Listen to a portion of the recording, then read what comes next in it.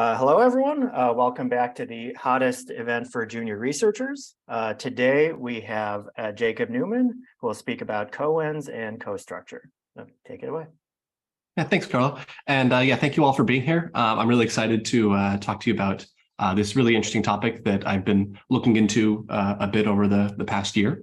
And yeah, hopefully you find it as exciting as I do.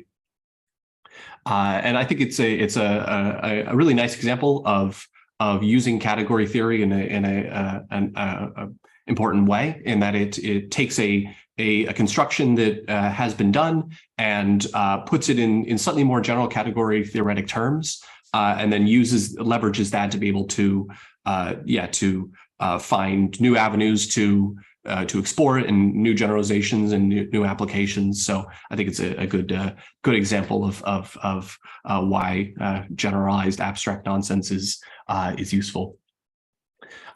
So let me note that I think the slides might be also included on the hottest website, but you can also find them on my personal website. And I'm working on like a preprint paper version of this with a lot more detail and a lot of the kind of side topics and things that I don't have near enough time to get into. So if you're interested in any of that, then this would be the place for where that'll eventually get posted once it's fit to ship. So where I wanted to start was with this idea of impredicative encodings. So this really goes back to or kind of one main place where this goes back to is study of programming languages back in the 70s and 80s, namely the formalism of system F, or the polymorphic lambda calculus. So as you probably know, the system F is the kind of formalism, the extension of the lambda calculus that underlies many modern functional programming languages like Haskell and ML. And in system F, we have this for all operator, which is a kind of impredicative operator that allows you to, that is the mechanism by which polymorphism is done in this language. And so if you can write terms that are polymorphic, meaning that their type contains type variables like this alpha, and then you can instantiate that alpha to be more specific types, and therefore you can write one piece of code that works for a whole infinity of different types. And in system F, you can use this for all operator to impredicatively encode inductive types. And so a number of these encodings are very well known and pretty standard. So, for example, here's the encoding of the natural numbers, or one of several possible encodings of the natural numbers. So we can encode n as for all alpha, alpha arrow alpha times alpha arrow alpha. And so intuitively, what that's kind of saying is that a natural number can be understood as the kind of thing that if you give me some type and you give me a function on that type and a term of that type, then you can do the recursion n times, where n is the natural number, and produce a single term of that type. And so we're kind of encoding the natural numbers as this kind of operation. And so hopefully this is a familiar idea.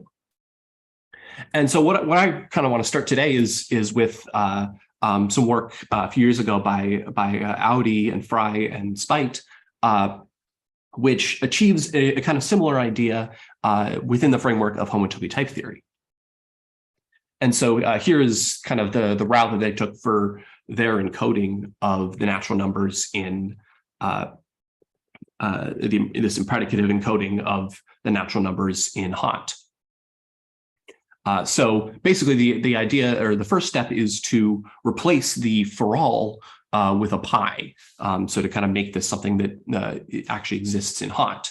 And so our analog of for all in hot is a pi. And so this kind of is the what I call the unrefined encoding of that the natural numbers are encoded as an operation that for each set and for each function on that set and each point of that set produces an element of that set. So it performs the kind of recursion. And this works decently well as an encoding in the sense that we can define 0 as in this encoding. We can define the successor operation on this encoding.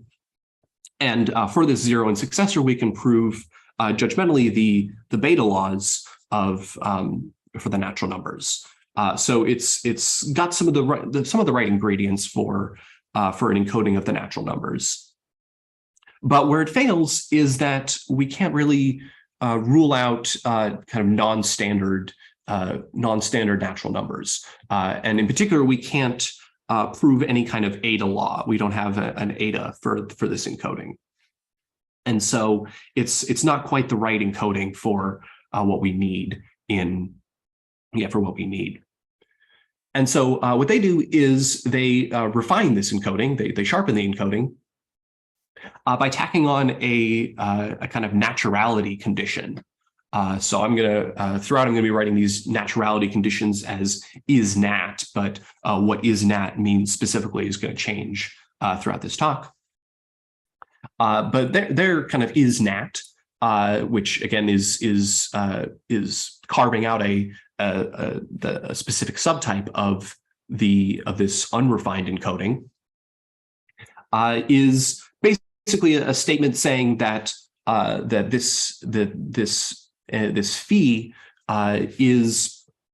behaves nicely with the structure that we want it to, and so if I have some function f that preserves the kind of base point and commutes with the functions in the right way, then phi should be preserved by f as well, or the results of phi should be preserved by f as well.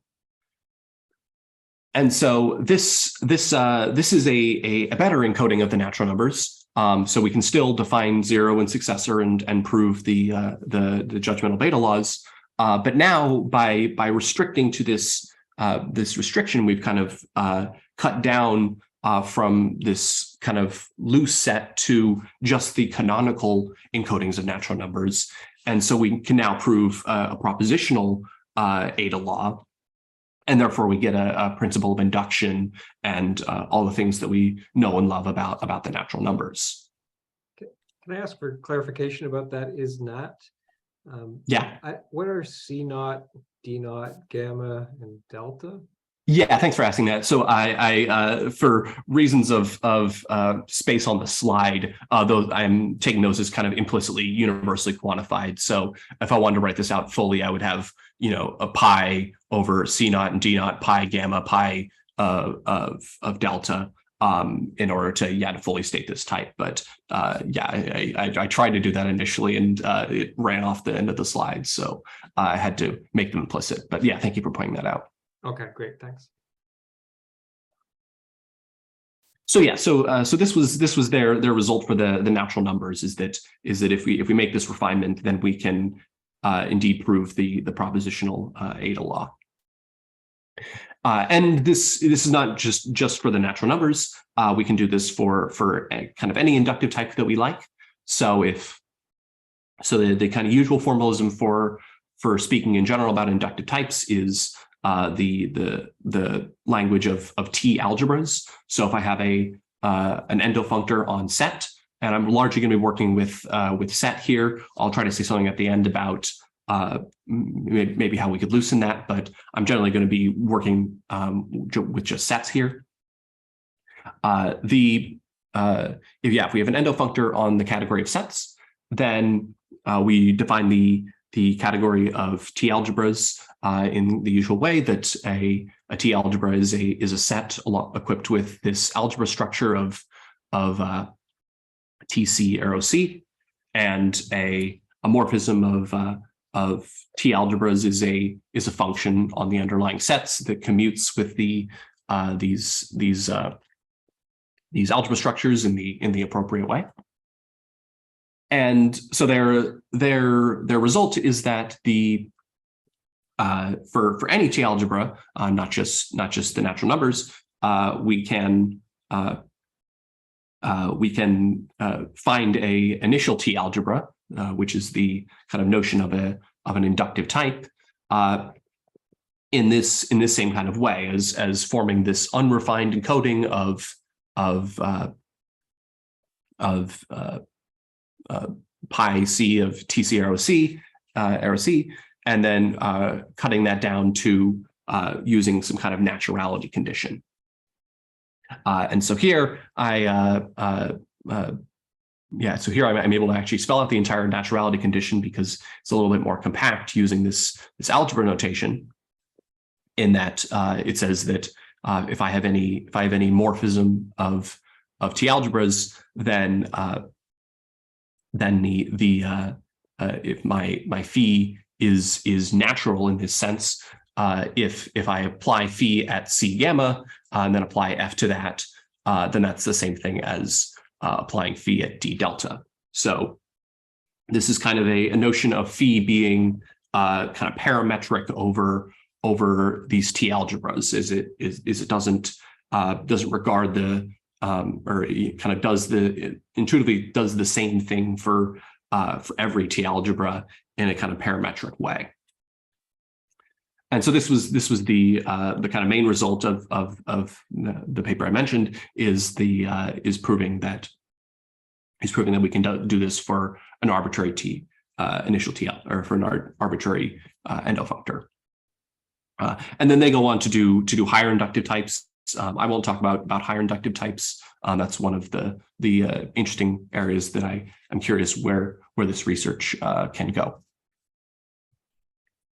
But so the kind of thing to remember here is that the ingredients for this kind of encoding is some kind of polymorphic operation. So that was the unrefined encoding, and then an appropriate naturality condition, which chops down the unrefined to just the canonical elements, so we can prove the appropriate Ada law. And I didn't say explicitly on this slide, but you can of course obtain the Ada principle and the induction principle as corollaries of this T algebra. I didn't write out the algebra structure either, but there's an algebra structure on this set, which is the initiality. That the initiality is what gives us the properties that we want.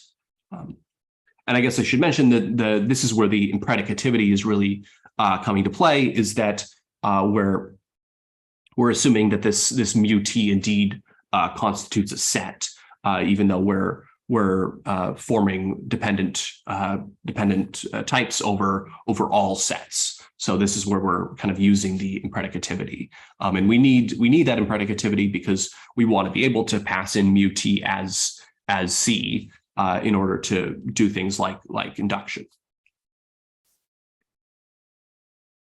So as I said at the beginning, what I want to do here is put this on a slightly more general category theoretic footing, so that we can start to push it in different directions and see kind of how it connects to a variety of different studies, because it actually does have some rather striking connections to a couple different areas, which I hope to touch on. And so the category theoretic gadget that I'm going to be using is that of ends. So ends are a standard notion in category theory that they show up in MacLean, for example, and they're kind of the right thing for having an operation that has a naturality condition attached to it. So they're kind of the right level of generality for what we need. And so I'm not going to go over in too much detail the definition of end. So here's the kind of definition that is good for our purposes. So this isn't the definition you'll see in MacLean. I've done, this is kind of more a type theoretic definition, and that we're using dependent types and instead of defining it in terms of equalizers and co-equalizers and whatnot. But what I will say is that the basic structure here is that we have a profunctor, which I'm just using to mean a functor C op times C to set, and it takes that and this integral notation is also due to MacLean, which I really like, and I'm going to try to build on a little bit in a moment.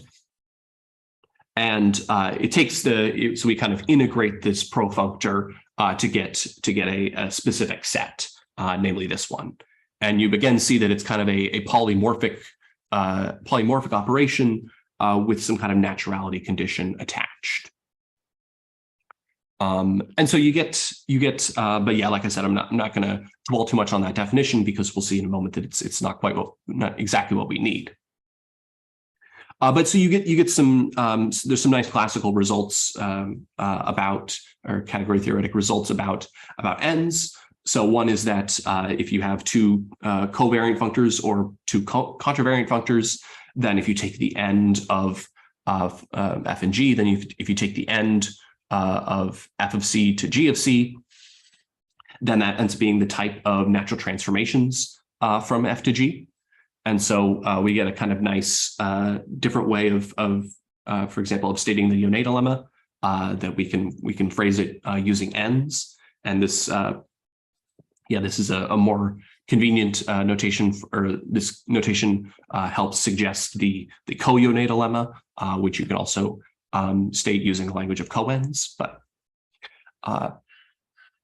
yeah, like I said, I'm not going to dwell too much on ends themselves. Because it turns out that ends aren't quite right for doing impredicative encodings of inductive types. And so the reason why is that if we kind of try to do the naive thing and we try to define the underlying set of a initial algebra, the underlying set for an initial algebra for a endofunctor T as just the end of over this kind of algebra profunctor, then we do end up getting the kind of right kind of polymorphic operation, and we do get the kind of beta laws that we want. But the naturality condition is not quite right. So yeah, I'll let you kind of spell out on your own if you care the how the so this is actually the naturality condition you get, and it's just not quite right. It doesn't match the naturality conditions that we wanted that we want for this. And so rather, the notion that we are going to want is what I'm going to call a structure integral. It goes by a different name in the literature, which I'll mention in a moment. But in order to define a structure integral, we need to define a structure.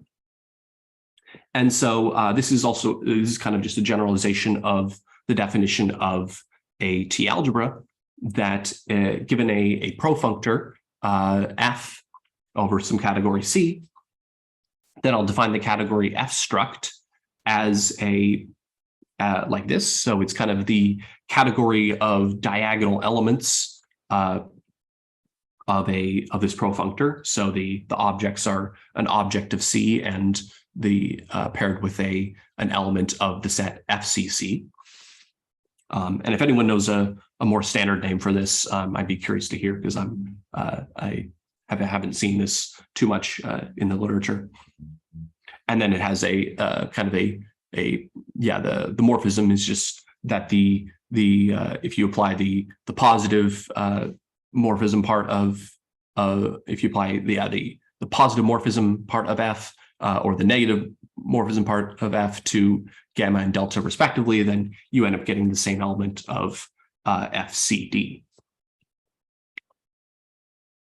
And then with this definition, then we can go ahead and define what the structure integral is going to be, and that is and before I do that, I should note that I said this a second ago that this kind of generalizes the definition of a T algebra, and indeed, yeah, if the profunctor in question is TC arrow C, so here I've marked it with the kind of polarities, then F structure, the definition of F structure is just this definition of T algebra. So this is kind of a generalization, and we'll use in a moment that F structure means T algebra in this case. And so then we can give the definition of what the structure integral is. And yeah, here's where I'm taking further this kind of calculus Leibniz notation, using this D. And And so given two profunctors, f and g, on the same category, then I'll define this integral of f dg to be, again, this is a kind of an end-like thing where we have a polymorphic operation equipped with a naturality condition. But our polymorphic operation here is going to be, it takes an F structure, so a C and a element of FCC, and produces an element of GCC. And then, so that's our kind of polymorphic operation. And so this is going to more closely match what we were doing with impredicative encodings of inductive types. And then it's subject to a naturality condition, which I'll mention on the next slide. And so the naturality condition. So first, we can view this phi.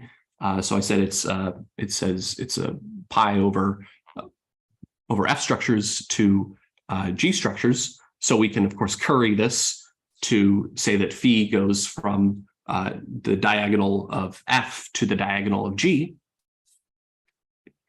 And then the naturality condition is this one, which is a little bit, there's a bit much there, but I think this is, to better understand kind of what this is saying, or to kind of better internalize what this is saying, it helps to view this as a diagram. And so namely, it's this diagram.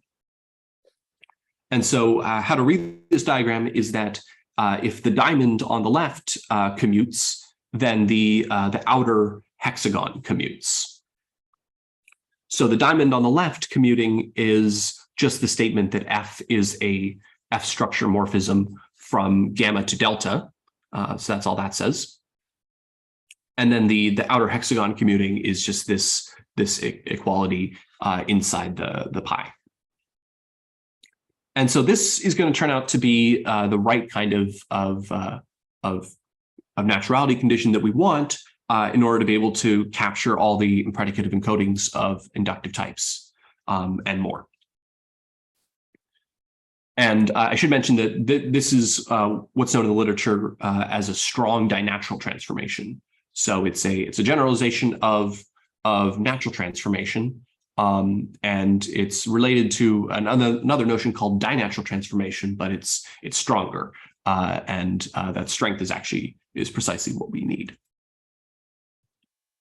So here's the kind of payoff is that for any endofunctor T, then if we define the set mu T to be the integral of TC arrow C dc. So when I write dc, that just means the second profunctor I was using, G, is just the identity functor viewed as a profunctor. So it kind of ignores its negative argument and is only just the identity in the positive argument.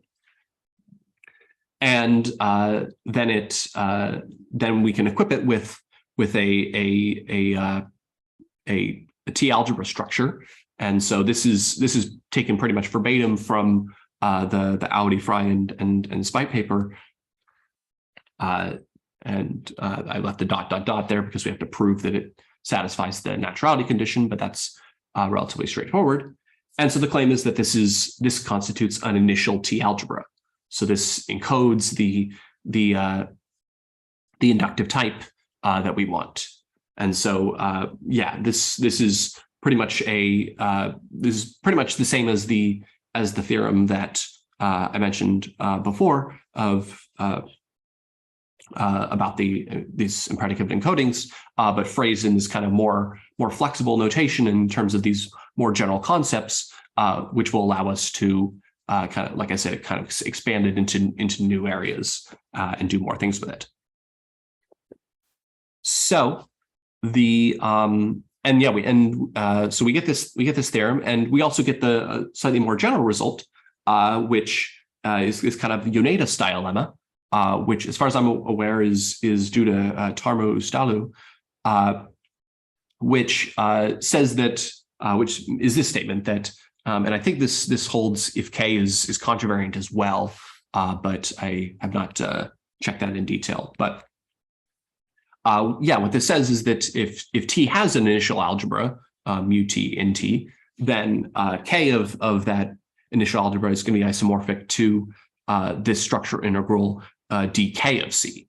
So here we take K to be a profunctor by padding. In this case, it's covariant, so we just pad its contravariant side, so it just ignores its contravariant argument. So this is another nice result that we can state using this framework. And so we can do we can kind of go beyond just doing these kinds of initial algebra stuff. We can also obtain the curried encoding of the natural numbers. So before we were dealing with the kind of uncurried encoding, where we had to kind of for natural numbers we had to kind of package together the endo function and the base point, so it constituted an algebra for the appropriate functor. But using this framework, we can do the curried version, which I think is a little bit more of a standard way of encoding the natural numbers as this integral. So we integrate basically the Hom profunctor with respect to itself. And if we do that, then we get the type of such an element of this is a function of this form, which for any C is transforms endo functions on C, subject to this kind of a naturality condition.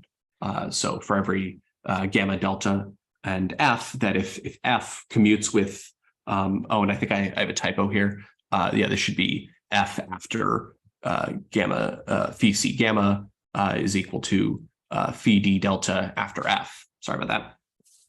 But this is the kind of standard. Yeah, this is the kind of standard way of encoding the natural numbers and understanding the natural numbers. Yeah, as an encoding. So this is also something that we couldn't do with the just the basic impredicative encodings of initial algebras, but we can do it with this more flexible integral framework. And what we can also do is theorems for Frey. So I think I've kind of alluded to this famous paper by Phil Wadler about theorems for Frey, which was about system F, and it said that if you have any type, especially particularly these for all universally quantified types, then you can obtain a theorem about all values of that type, regardless of their implementation. And these Frey theorems significantly constrain what kinds of terms can be implemented of these kinds of types. And so here was one example that he did, was this type of that takes a kind of combining function, we'll probably more think of it as a comparison function. So it takes two elements of whatever type and returns a Boolean, and then a list, and then it returns another list. And so the way to kind of think of this is this is the type of like a sorting operation, is that it takes a thing for comparing elements of the list, and then it takes a list, and then it sorts it and returns that list. But we can state a theorem about any value of this type, regardless of whether it is indeed a sorting algorithm or whatever. And so we can obtain the theorem, the quote unquote Frey theorem for this type using this framework of structure integrals. So what we do is we replace the for all with an integral, and then we replace the kind of topmost arrow with a D. And so if we perform this integration here of this integrand and this whatever we call this, then the naturality condition is going to come out as this. So that if F is some kind of monotone function in the appropriate sense between two structures of this form, then if you So again, think of phi as some kind of sorting operation. If you sort the list using the less than c, and then you map the function onto it, that's the same thing as if you map the function onto it first and then sort it with d. So applying a monotone function to every, so it doesn't matter whether you apply a monotone function to every element of the list and then sort it, or if you sort it first and then apply the monotone function. So that's kind of how sorting and monotonicity play together in a sense. And again, this is just a theorem that comes out of the type. You don't need to know that it's a sorting algorithm. It's just true of the type. And so this is precisely the Frey theorem that are up to, cosmetic differences that Wadler comes up with for this type. And I think it speaks to a deep connection between strong dinaturality and these structure integrals and parametricity and Frey theorems, that these are going to come out the same. And this is not an isolated example. There's a bunch of, as far as I know, every example comes out this way, that if you do this kind of translation, you get the appropriate Frey theorem by doing this strong dinaturality condition. Okay, so I don't know how much time I have left, but the other thing I want to get to was the kind of another compelling thing you can do with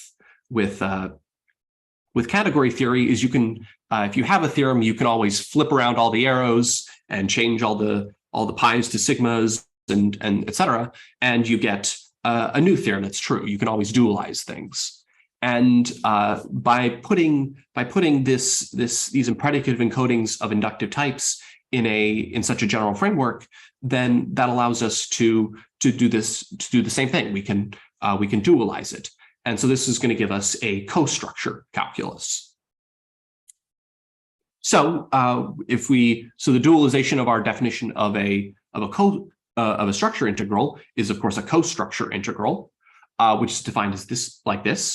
So you'll note that I've moved the index of this integration from the bottom to the top, which matches Maclane's convention of for ends that there was the ends it was on the bottom and coends it was on the top. And then I flipped the D into a P.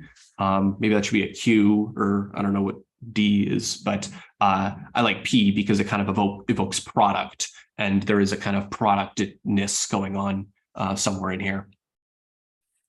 And so what it is that it's the types of these pairs, which is basically an F structure and a G structure on the same underlying set, quotiented by this kind of similarity relation, where the similarity relation is given like this, which is a bit of a mouthful to say or eyeful to read, but I think this makes a little bit more sense if we restrict to the case where G is again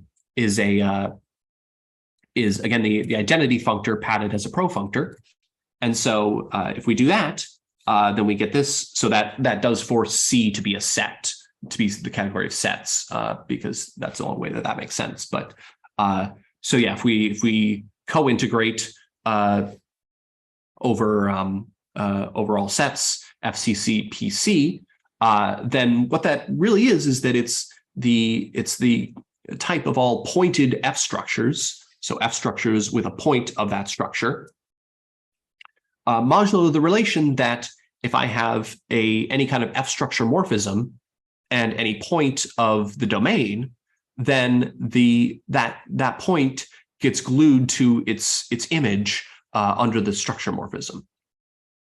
So basically, two things which are similar in this sense of being connected by an F structure morphism end up being glued together in this end up being identified in this quotient.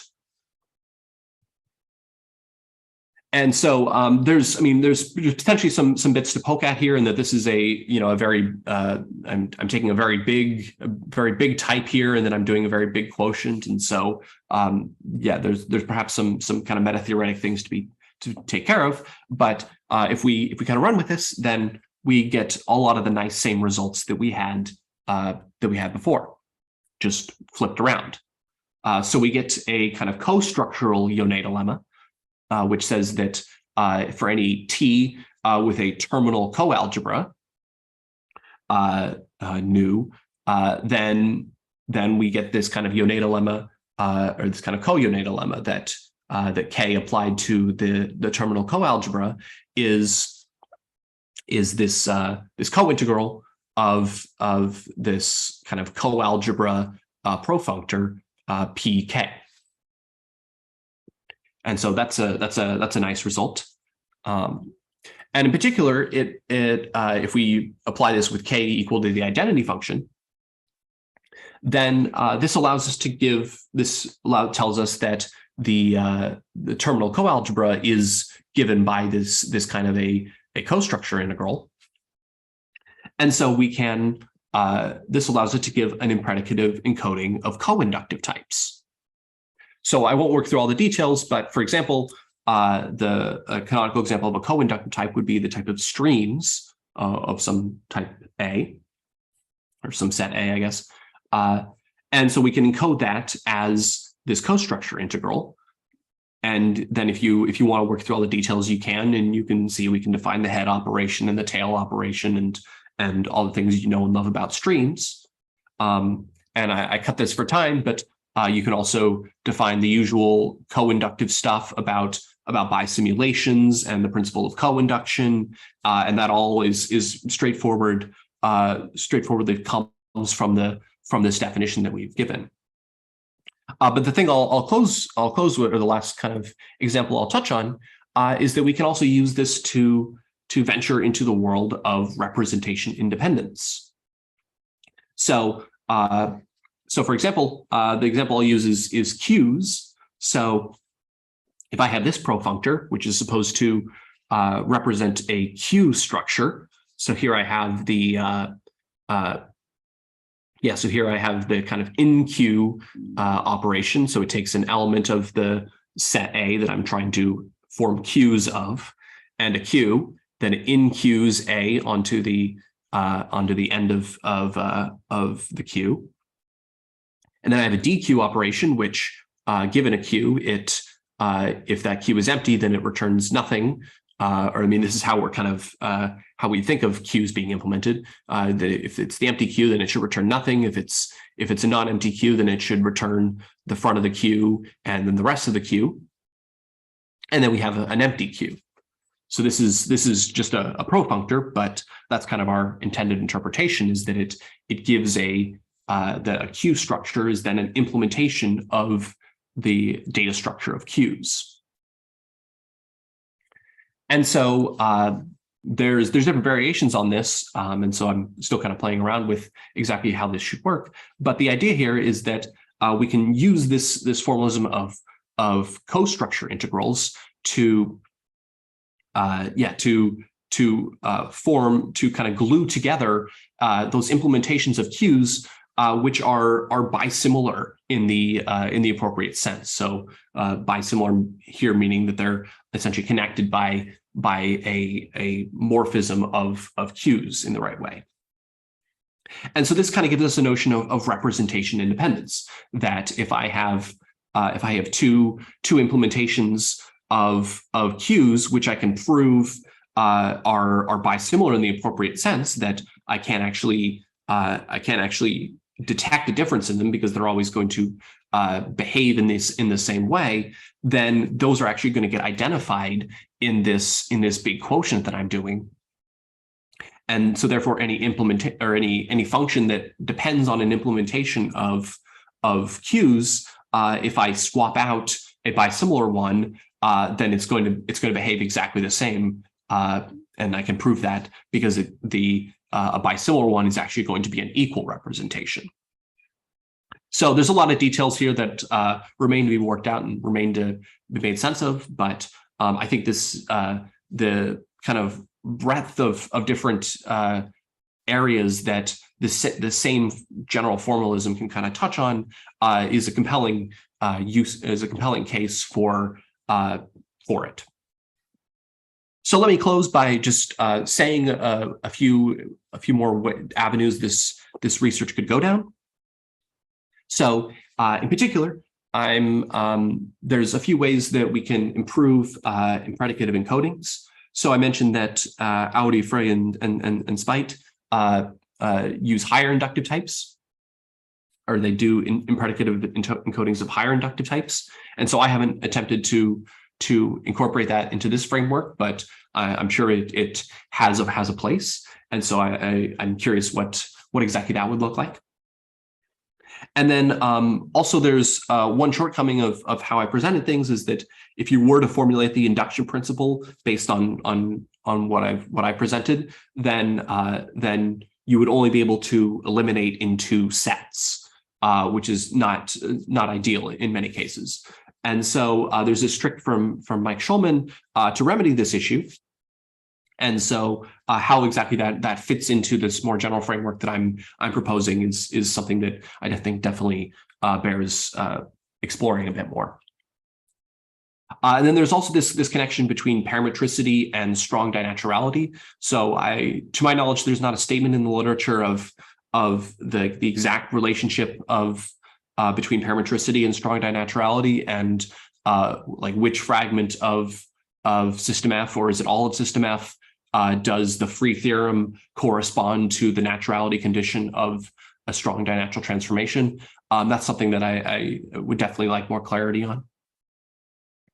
And then I think this calculus definitely needs to be developed a lot more in order to be like a real calculus. So I didn't touch at all on like what does it mean to do like an iterated integral, or what are the kind of rules? Is this really like a kind of calculus in which we can actually calculate? And so I think there's a lot more to be developed there. And then of course I'm interested in the kind of semantics of all this, in that in order to justify a lot of the more bold assumptions that we made, like this impredicativity and these big quotients and etc. I think there is definitely some meta-theoretic work to be done to justify that's legitimate. And then finally, one place I'd like to go with this is try to develop this. So here I've been kind of implicitly using the kind of category theory we see in the Hot book with pre-categories, and where a category is essentially just a type with Hom types and such. But I would be interested in trying to do this instead internally in some kind of directed type theory, and see whether that would be whether that would address some of the more meta-theoretic concerns, but B also prove or provide a more convenient way for working with some of these objects. So I will stop there. Thank you for listening, and yeah. Okay, thanks, Jacob. Let's silently applaud. And we will take a few questions, and then we'll move to gather time. Let's see. Well, I guess maybe I'll start. So you were at the end, you were talking about the Q example, and it seemed like you're kind of saying you can think of it as a coinductive. Like you can think coinductively about the idea that any two Qs that simulate each other should be equated, right? Yeah. Now something else, I mean, the standard way that people think about existential types, I think, in system F is that you can Church encode existentials, right? And then so it's still inductive in a sense, or I mean it's not coinductive, at least maybe. Do you know how this perspective relates to that one? I don't, and I think that somewhat falls under the heading of I said that this kind of calculus needs to be developed more. In that, it would seem that since there's a way of Church encoding like coinductive types into inductive or existential types into universal types, that maybe that is reflected somehow in this kind of calculus that these co-structure integrals can be viewed as special cases of the structure integrals. But no, it's not something I've studied in detail yet. But like you, I suspect that there's something to be done there. Yeah. Great, thanks. Any other questions?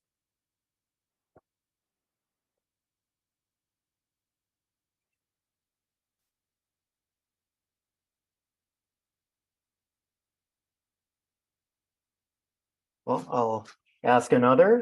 So on slide 7, you had some version of naturality that was wrong. Right. Yeah. Yeah. So, I mean, I see it's not the same, but is it wrong in that, like, it doesn't imply the Ada law, or that it doesn't make sense, or?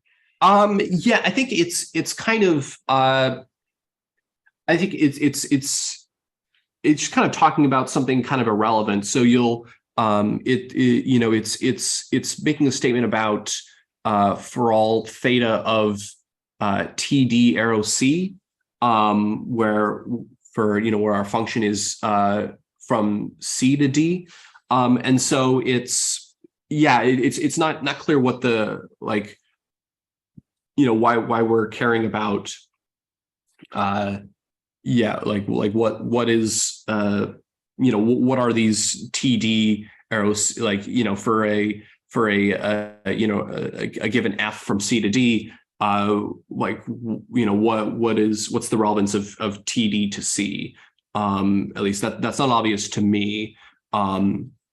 Yeah, so I mean, I don't have a proof that it doesn't, or that you can't prove the Ada law from it, or that it's independent of the Ada law or something like that. But there certainly doesn't seem to be any way to prove the Ada law from that.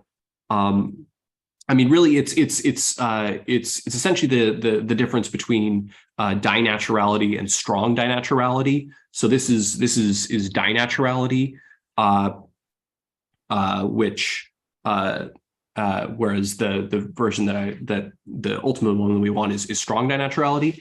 And dinatural transformations are kind of poorly behaved in general, in that they don't, for example, so strong dinatural transformations are kind of a nice notion of transformation, in that they compose, whereas dinatural transformations, one of their kind of famous shortfallings is that they don't compose, and so this version we're getting here is a dinatural transformation, which is not strong enough to get what we want. Right, I see. Thanks. Yeah, that's kind of strange. Like the theta is. Yeah, exactly. Last chance.